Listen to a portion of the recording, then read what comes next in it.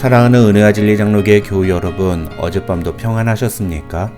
오늘도 우리를 죄와 사망의 권세에서 구원하신 예수 그리스도의 놀라운 은혜와 능력을 바라보면서 모든 순간마다 주님만을 위해 살기로 결단하는 성도들이 되시기를 주님의 이름으로 축원합니다. 오늘 새벽에 만나 본문은 갈라디아서 2장입니다.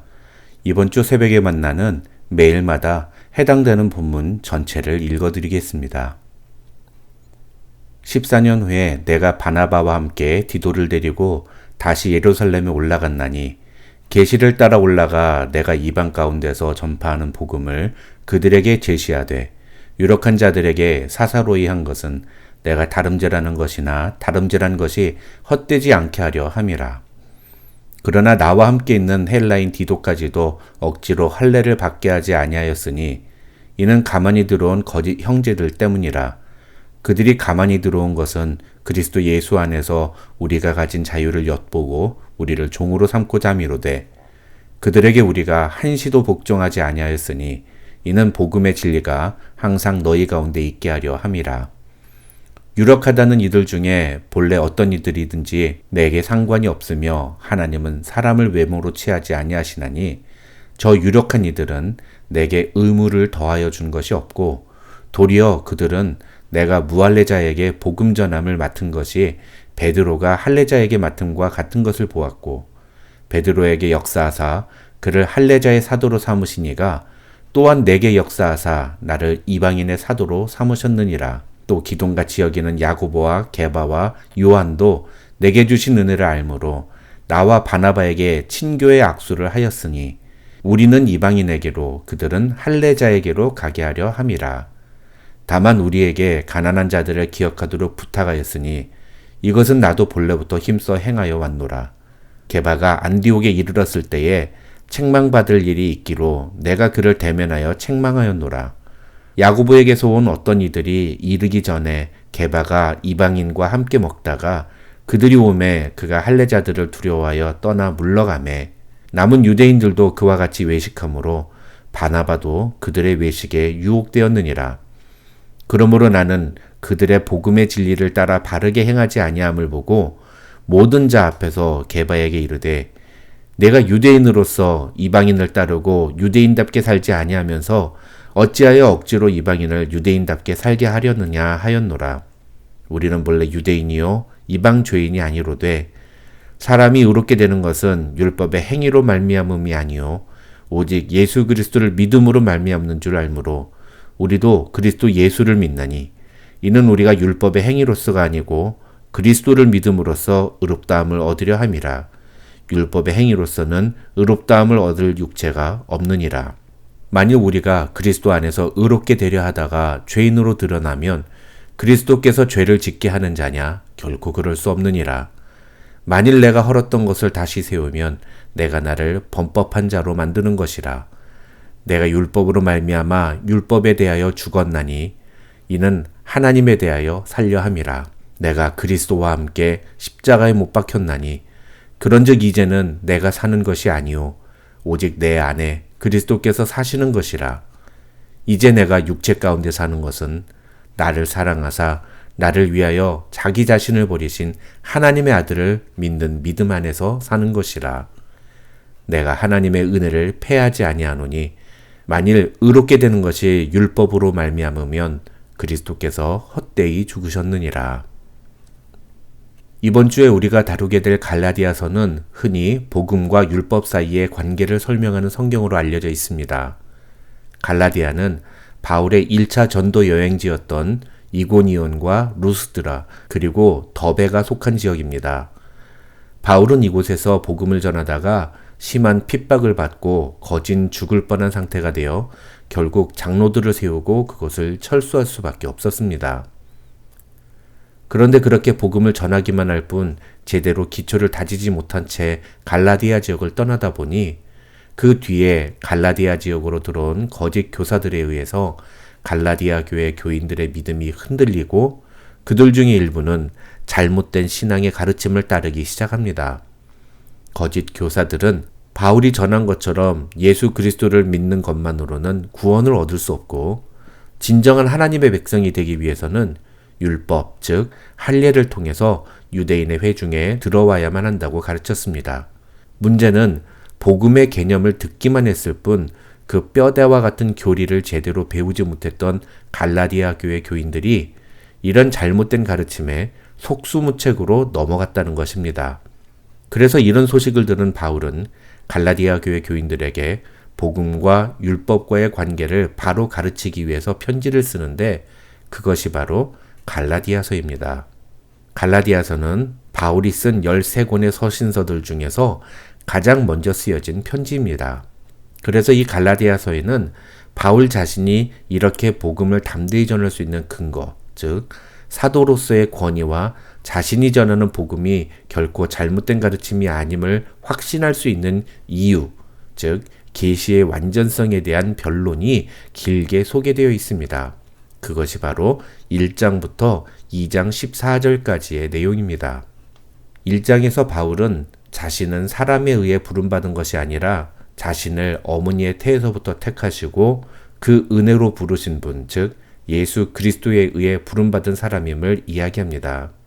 즉 1장에서 바울이 이야기하려는 내용의 핵심은 자신이 사도라 불리울 수 있는 것은 예수 그리스도께서 자신을 부르셨기 때문이라는 것입니다. 그 다음 2장에서 바울은 그러한 자신의 사도권을 예루살렘 교회 장로인 야고보와 베드로 그리고 요한이 인정해 주었다는 사실에 대해 언급합니다. 심지어 그는 11절부터 14절에서 자신은 당시 예수님의 12 제자들 중에 수제자처럼 인정되던 베드로조차도 책망할 수 있는 사람이었다고 이야기합니다. 바울이 이런 이야기를 하는 것은 자신이 얼마나 대단한 사람인가를 이야기하기 위해서가 아닙니다. 그것은 전적으로 바울 자신이 전하는 복음의 내용이 결코 바울 개인의 생각이나 근거 없는 주장이 아니라 예루살렘 교회 전체가 지지하는 내용이라는 사실을 강조하려는 것입니다. 이것은 바울 뒤에 갈라디아로 들어와서 바울이 전한 복음을 부정했던 거짓 교사들이 어떤 말로 갈라디아 교회 교인들을 현혹시켰는지를 추측해 볼 수 있게 하는 대목입니다. 즉 그들은 바울이 예수님의 제자도 아니었고 심지어 열렬한 유대교도로서 예수 믿는 사람들을 잡아 죽였던 사람인데 그런 사람이 전하는 내용을 어떻게 믿을 수 있겠느냐며 바울의 가르침 자체를 부정했던 것입니다. 그래서 바울은 이렇게 길게 자신의 사도권과 자신이 전하는 복음이 계시로서 완전함을 설명할 필요가 있었던 것입니다. 그 다음 15절부터 21절에서 드디어 바울은 자신이 이야기하려는 내용의 핵심을 언급합니다.